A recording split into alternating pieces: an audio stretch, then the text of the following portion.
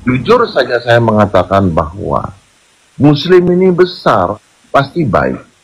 Cuma dicarut marutkan oleh para ulama ya seperti Abdul Somad menghina umat Kristen ya.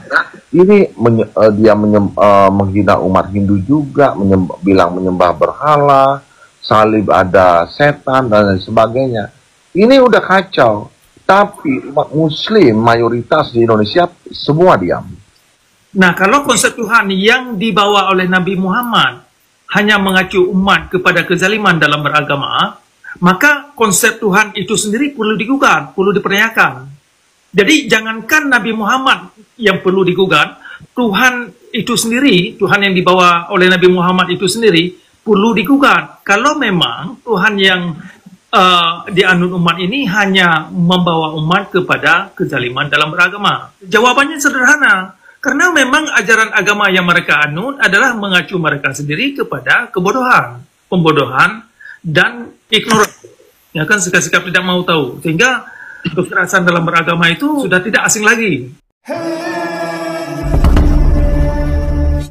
Saudara, baru saja tadi malam terjadi diskusi yang sangat alot, akademis, kritis, dan jujur tentang budaya keimanan umat beragama di Indonesia sekarang ini.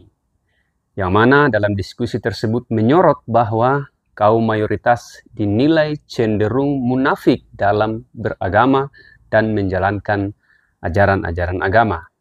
Yang menariknya ialah komentar pedas dalam menggugat ceramah-ceramah Ustadz Abdul Somad, yang mana Mr. Syair Bali, Cakram Yudonya, Bang Edis, bahkan Mas Fanani meminta agar ada tindakan tegas, serius terhadap ajaran-ajaran Ustadz Abdul Somad yang cenderung ngawur dan berpotensi memecah belah anak bangsa. Tapi Bang Edis menimpali dengan mengatakan serba susah sebab umat di Indonesia sekarang ini, khususnya kaum mayoritas, ada dalam posisi dilema antara mau menegakkan hukum positif dan juga hukum Tuhan. Nah, karena itu mari kita melihat diskusi selengkapnya. Semoga ini mengedukasi dan mencerahkan kita semua. Kadang-kadang kita mengerti memang ada sebagian masyarakat Islam kalau mereka jujur nanti dikeluarkan oleh orang tua mereka, diusir dari keluarga, diusir dari orang kampung dan macam-macam. Nah, memang itu resikonya. Tetapi kalau kalangan akademia tidak berani jujur dalam menuangkan narasi mereka, apa yang mereka tahu dan apa yang mereka tidak tahu, berarti kualitas pendidikan yang mereka dapat di universitas itu kan perlu sangat-sangat dipertanyakan kualitasnya, dan tidak mengacu manusia kepada peradaban yang terang benderang seperti yang dimaksud. Oke. Pak Cakra, gimana Pak Cakra? Ini banyak yang protes juga. Ini seolah-olah kita ngomong di belakang ini. Gimana kalau kita naikkan satu muslim supaya dia bisa membantah argumen? Gimana? Boleh. Ya, boleh ya. Kita naikkan satu muslim. Ya. Kita naikkan satu muslim ya. Coba kita naik Mr. Syair Bali ya. Syair Bali. Kita naikkan kakak Syair Bali. Ya, Syair Bali muslim, Bang. Wah, saya Hindu. Oke, Hindu. Oke, Hindu ya. Kita naikkan satu muslim ya. Kita naikkan satu muslim. Kita diskusi yang akademis ya. Boleh. Saya naikkan satu muslim, Mas Fanani. Oke. Jadi udah ada perwakilannya. Ini Pak Cakra muslim, tapi muslim yang berbeda dengan Muslim kebanyakan. Kemudian Syair Bali ini Hindu. Fanani muslim ya Bang ya? Muslim ya, Bang Edi. Oke. Tadi bagaimana nih tanggapan dari Mas Fanani tentang apa yang sudah kita bahas tadi? Kalau untuk menanggapi lebih jauh, saya orangnya kurang kompeten ya. Saya soalnya tidak tahu agama yang lebih mendalam ya. Cuman secara global ya, kita sebenarnya yang dikatakan Pak Cakra itu ya ada benarnya, ada salahnya. Kayaknya yang dimaksud beliau itu kan menganggap bahwa Islam itu eksklusif ya, intinya hanya untuk kalangan sendiri. Itu saya rasa nggak benar. Itu banyak dasar-dasarnya atau hadis-hadisnya yang apa namanya dalil-dalilnya yang mengatakan bahwa Islam itu adalah rahmatan lil alamin. Jadi tidak benar itu kalau secara keseluruhannya seperti itu tidak benar.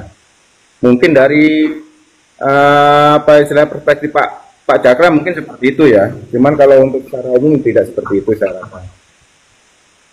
Oke. Tapi begini Mas Panani, apakah Anda setuju bahwa ajaran agama Islam itu bertentangan dengan Bhinneka Tunggal Ika dan Pancasila? Kalau untuk dasar negara kita sendiri seperti Pancasila jelas tidak bertentangan. Oke, begini Mas Panani sedikit. Kita kan berkaca dari sejarah nih. Bagaimana gerakan Kahar Muzakar, ya kan? Bagaimana gerakan DITII, ya kan? PRRI Permesta. Bagaimana gerakan-gerakan Islam yang pada zaman dahulu sampai detik ini. Bahkan yang terbaru itu adalah kelompok HTI, ya Hizbut Tahrir. Bagaimana mereka ingin menggulingkan pemerintahan dan mendirikan syariat Islam. Bagaimana kita sekarang menjadi munafik bahwa memang sebenarnya dasar negara kita ini bertentangan dengan ajaran Islam. Kalau tidak bertentangan, kenapa ada kelompok-kelompok Islam yang ingin menggulingkan pemerintahan, menggulingkan dasar negara kita, mengganti dasar negara kita? Ya, betul. Jadi perlu digarisbawahi ya bahwa aliran di agama Islam itu banyak. Jadi ada yang garis keras, yang mereka fanatik buta dengan apa yang mereka yakini, ideologi Islam yang sepenuhnya mereka yakini itu sepenuhnya diimplementasikan di dalam kelompoknya. Dan ada juga yang Islam moderat, ada juga yang Islam netral. Maksudnya netral itu dalam artian ya Islam yang asal Islam aja. Dan negara kita itu kan memang bukan berdasarkan dengan hukum Islam. Jadi kita harus menyesuaikan juga di mana kita tinggal dan di mana kita harus menerapkan hukum itu. Jadi nggak bisa kita memaksakan hukum Indonesia itu harus Islam, nggak bisa, karena masyarakat Islam itu bukan semuanya Islam, dan pendiri bangsa negara kita itu juga bukan semuanya Islam.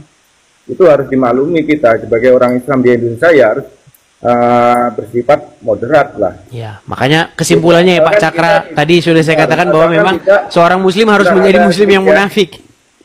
Benar, itu bukan munafik ya, istilahnya asal jangan menabrak aturan syariat yang telah ditetapkan Allah dan Rasulnya secara Oke, saya kasih contoh spesifik yang nyata nih Mas Panani.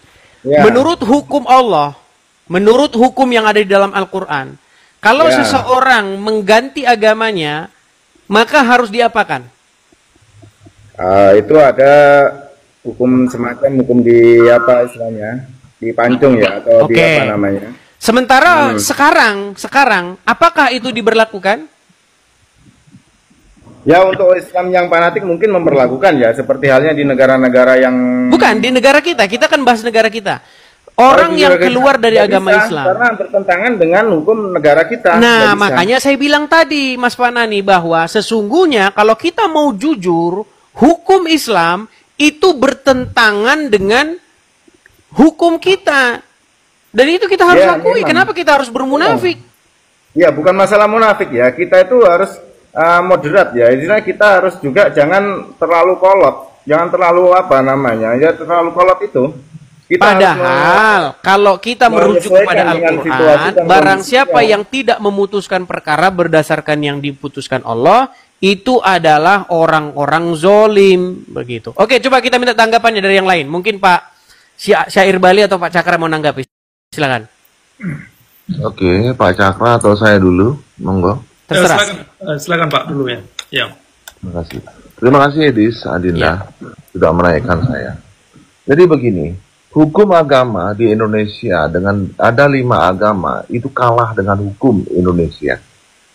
Tidak ada komentar. Ya, tidak usah dipertentangkan bahwa hukum agama di Indonesia itu sudah kalah dengan hukum positif yang berlaku di Indonesia.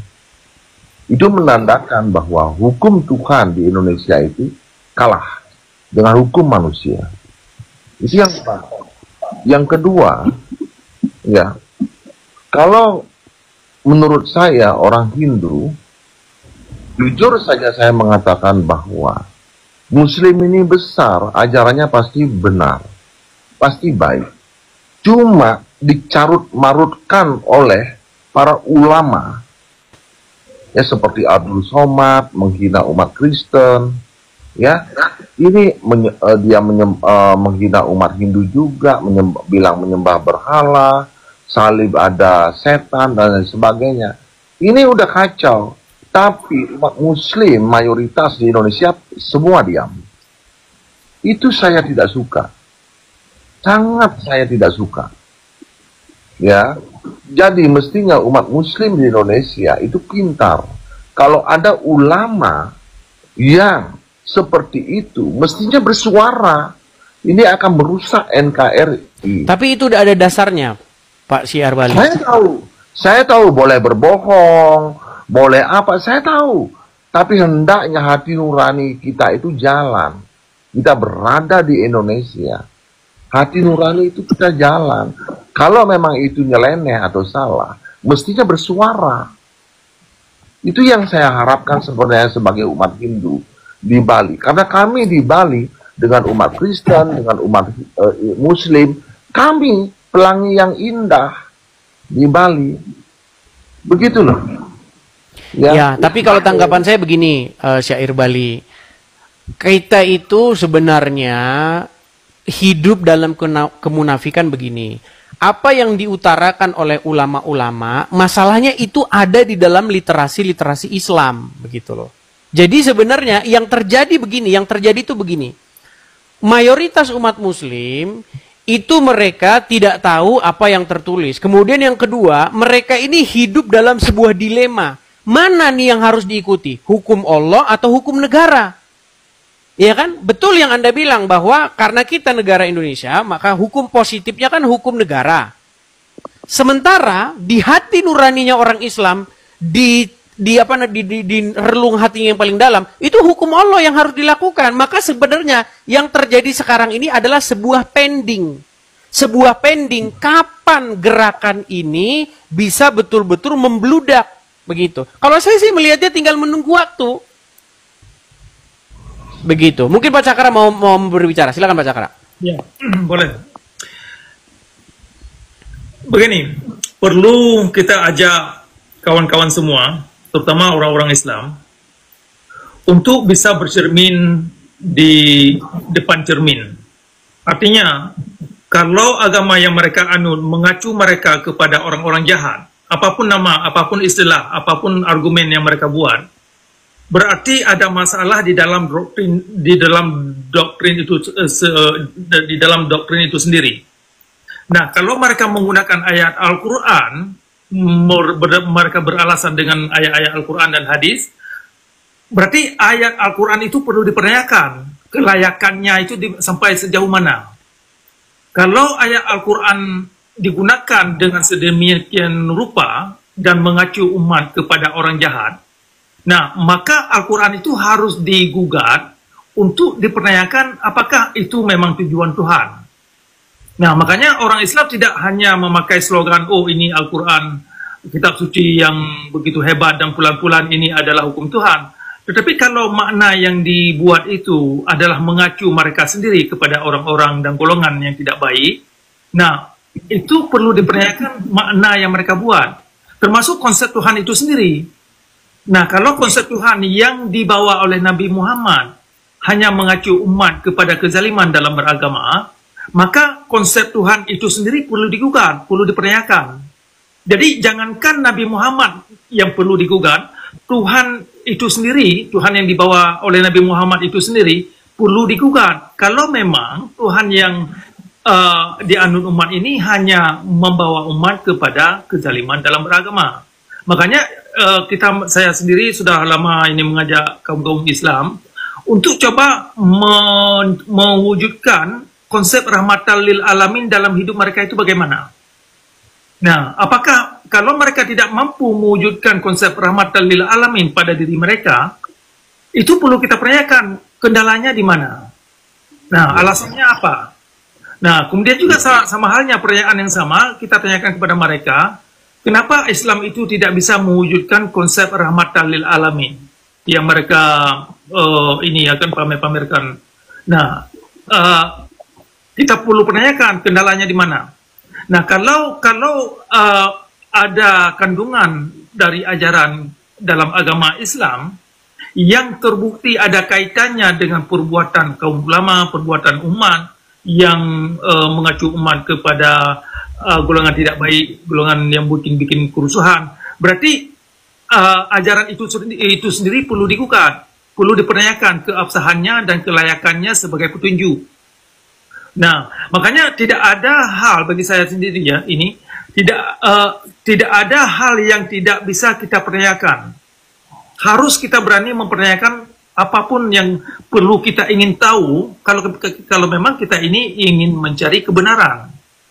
Nah, kalau konsep Tuhan dan apa yang dibawa oleh Nabi Muhammad tidak bisa dipertanyakan, nah inilah yang membuat umat Islam ini terjebak dalam dogma buta, terjerat dalam kezaliman dan kenistapaan, karena mereka tidak bisa keluar daripada apa yang telah digariskan oleh kaum ulama, oleh kaum mazhab, oleh pendapat-pendapat mereka. Nah, makanya ini kan peran cendekiawan Muslim kan sebenarnya harus ikut ambil andil dalam persoalan ini. Jadi kalau hanya lulusan-lulusan para sarjana, para akademia yang sudah mendapat gelar guru besar di perguruan tinggi yang mengajarkan hanya menghafal, tetapi tidak memberdayakan daya pikir mahasiswa untuk bisa mempertanyakan dengan pemikiran-pemikiran yang kritis dari semua literasi yang sudah ada dalam agama Islam, berarti lulusan-lulusan dan kualitas akademia tidak banyak fungsi dan tidak banyak ambil andil dalam peradaban, sehingga akhirnya secara global kita lihat sekarang kan umat Islam jauh tertinggal dan tidak bisa memberi kontribusi yang bermakna kepada dunia dan juga kepada masyarakat setempat. Nah, contohnya Aceh. Nah, Aceh itu kan sudah lama ada Islam di sana. Kenapa orang Aceh itu tenggelam dan terjerat dalam kezaliman dalam beragama? Jawabannya sederhana. Karena memang ajaran agama yang mereka anut adalah mengacu mereka sendiri kepada kebodohan, pembodohan, dan ignorasi. Ya kan, sikap-sikap tidak mau tahu. Sehingga kekerasan dalam beragama itu sudah tidak asing lagi kalau di Aceh, ya sikap-sikap halal darah dan macam-macam lah. Iya. Nah, itu yang kita sayangkan, yang kita ingin himbau kepada kaum Muslim ya, para cendekiawan untuk bisa terbuka, untuk bisa menerima kritik, untuk bisa untuk berani mempertanyakan hal-hal yang memang perlu kita pertanyakan. Ya, jadi intinya teman-teman, hasil dari pembicaraan kita ini gini teman-teman. Intinya memang yang terjadi sekarang di negara kita ini adalah sebuah pilihan sebenarnya. Satu pilihan bagaimana umat Muslim itu harus dalam tanda kutip ya berpura-pura untuk mengikuti hukum yang dibuat oleh manusia. Padahal umat Muslim diperintahkan oleh Allah untuk mengikuti hukum yang dibuat Allah. Mungkin Mas Panani, mungkin tanggapan terakhir, silakan. Ya, menanggapi dari Pak Cakra ya, tadi yang dibilang bahwa umat Islam itu menimbulkan kericuan, menimbulkan konflik dan terbelakang ya. Mungkin bisa dicontohkan untuk yang sekelas di Indonesia, di mana umat Islam yang mayoritas ini, saya rasa bisa menjaga persatuan dan kesatuan sampai saat ini. Ya, itu karena tidak melakukan ajaran agama Islam, Mas Panani. Ya, itu nanti saya yang jawab. Sudah saya jawab, yang sudah saya sampaikan tadi ya, karena di Indonesia kita itu umat Islam itu beradaptasi dengan budaya dan kearifan lokal ya. Jadi kita itu nggak serta-merta langsung menggasak atau mungkin berlaku ekstrim ya, seperti yang dilakukan saudara-saudara kita Muslim yang lain yang mereka fanatik itu, yang sedikit-sedikit mengharamkan, sedikit-sedikit mengkafirkan, itu saya rasa tidak cocok memang di Indonesia. Bukannya karena munafik ataupun apa ya, karena bukan itu, karena Islam itu yang sudah punya dasar tadi yang rahmatan lil alamin, jadi nggak sembarangan langsung pukul rata, nggak sembarangan. Oke, coba Mas Syair Bali coba tanggapi Bang, Syair Bali. Nanti saya akan jawab, Fanani. Jawaban saya akan sangat menyakitkan buat Fanani. Namun sebelumnya saya mau bicara dengan saudaraku Edis yang ganteng. Terima kasih Edis pakai The Star, itu The Star umat Hindu. Terima kasih kamu universal. Ya, terima kasih banget. Jadi begini Edis, saya tidak mau berat sebelah bahwasanya umat Kristen di Bali khususnya pun juga mengalami degradasi. Degradasi itu tuh misalnya memakai budaya lokal, misalnya seperti baju adat Bali untuk sembahyang ke gereja, memakai sesajen, juga memakai nama Tuhan umat Hindu di Bali, dijadikan Tuhannya umat Kristen. Ya, semoga Edis bisa bicara. Saya tidak mau lebih lanjut membicarakan itu, karena dalam Bible berbahasa Bali itu mengatakan bahwa ya Bapak Yesus itu adalah Ide Sang Hyang Widi ya. Oke, saya tidak mau mempermasalahkan itu. Ya, yang penting Edis tahu itu yang terjadi. Tahu, saya tahu itu. Namun begini, Fanani, Ya, siap. penting saudaraku ketahui bahwa maaf beribu maaf, mungkin ini suatu pembelajaran bagi kita. Ya, intinya kalau saya menjadi Raden Patah, mungkin saya akan lebih biadab dari dia. Itu intinya. Ya, itu karena kesalahan Brawijaya V. Karena adanya Raden Patah dan para Sunan, itulah peradaban di Indonesia itu hancur. Saya setuju. Hancur Lebur. Iya. Ya, lalu pertanyaan saya, setelah Muslim masuk, peradaban apa yang telah dibuat oleh Muslim di Nusantara? Tidak ada. Jadi begitu loh saudaraku ya. Jadi ayolah kita berbesar hati, ayolah kita menjadi pelangi yang indah, karena satu warna pelangi itu tidak ada, akan tidak dikatakan indah. Iya. Terima kasih Mbak Rani. Iya, saya setuju banget. Begini Syair Bali, masalahnya begini. Kalau kita merujuk kepada ajaran agama Islam, memang di dalam ajaran agama Islam itu seperti itu. Bahkan memberikan salam saja, MUI sudah mengeluarkan sebuah fatwa, haram mengucapkan salam lintas agama. Bayangin. Jadi kita ini munafik sebenarnya. Bukan saya yang munafik ya. Orang-orang Islam ini sekarang hidup dalam kemunafikan. Karena apa? Karena di satu sisi harus menuruti hukum yang dibuat di Indonesia. Di satu sisi di masjid, hukum Allah yang harus ditegakkan. Bagaimana pandangan Bapak Ibu saudara-saudara sekalian mengenai diskusi yang sangat akademis ini antara Mas Fanani, Syair Bali, Cakramedonya, dan Bang Edis dalam membahas tentang pola keimanan atau pola beragama di bangsa Indonesia sekarang ini? Saya melihat bahwa mereka semuanya ini mengungkap fakta-fakta secara jujur, secara serius dan kritis, bahwa memang begitulah faktanya masyarakat Indonesia sekarang ini, khususnya kaum mayoritas, yang cenderung dalam tanda kutip munafik dalam beragama, dalam pengertian kalau ada sesuatu yang disampaikan oleh pemuka-pemuka agama, mereka tidak mau secara berani dan terbuka mengkritisi ajaran-ajaran para tokoh-tokoh agama mereka, sekalipun ajaran-ajaran mereka itu cenderung ngawur, tidak masuk akal, dan juga berpotensi memecah belah anak bangsa. Inilah yang sering sekali dikatakan Eka Dharma Putra, bahwa kita di Indonesia sekarang ini salah satu kelemahannya mengukur kebenaran itu, kebaikan itu tergantung pada siapa yang mengatakan. Ya, karena mungkin tokoh agama yang mengatakan, sekalipun apa yang disampaikannya itu tidak berdampak positif, justru berpotensi memecah belah anak bangsa, atau bahkan dalam istilah kerennya ngawur, ya tetap dipercaya. Karena kita tidak lagi melihat pada apa yang dikatakannya, tetapi kita melihat pada siapa dia yang mengatakan hal tersebut.